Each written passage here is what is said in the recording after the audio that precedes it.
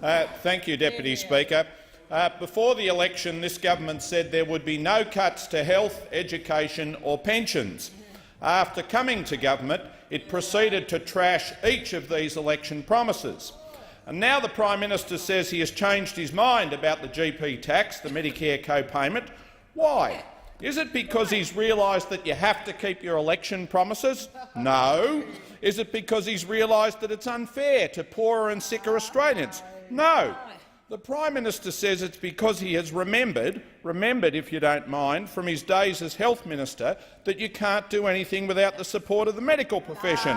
This is a remarkable response. The only reason we don't have a GP tax right now is because Labor and the minor parties blocked this tax in the Senate.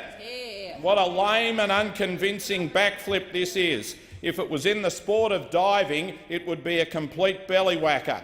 If the government could get the support of Clive Palmer and the other crossbench senators, they would do it. Make no mistake, they would do it in a heartbeat.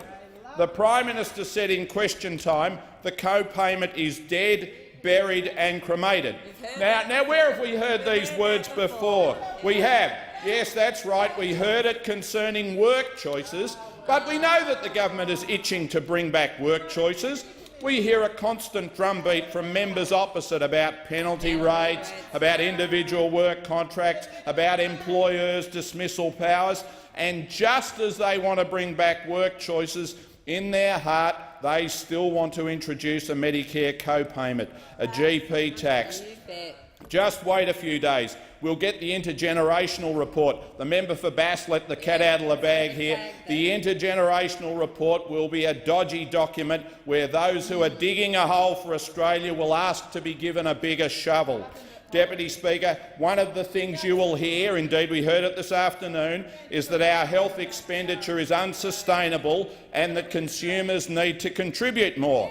But this comes from a government for whom Medicare and health spending is not a priority.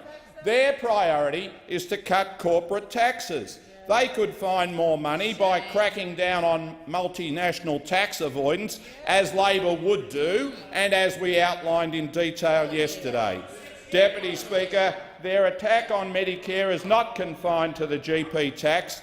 They're in the process of cutting more than $57 billion from Australia's public hospitals, and they've cut $368 million from preventative health programs to tackle obesity, smoking and alcohol abuse.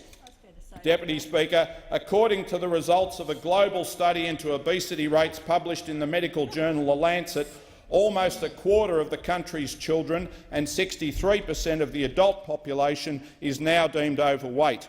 In my own community of Wills, diabetes is a major concern, with Moreland ranked 4th in metropolitan Melbourne, with 5.3% of residents suffering the disease.